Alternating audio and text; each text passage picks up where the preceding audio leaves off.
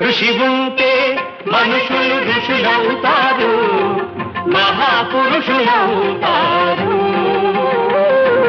తరతరాలకి తరగని వెలుగవుతారు, ఇలా వేడుకులవుతారు.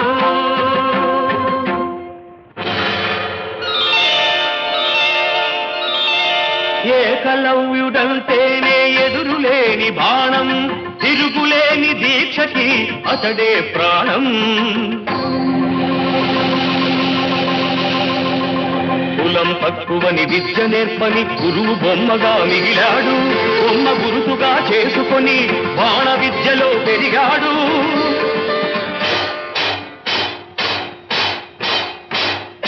హుటాహుటిని ద్రోణుడప్పుడు తటాలు మన తరలి వచ్చి పక్షపాత బుద్ధితో దక్షిణ ఇమ్మన్నాడు.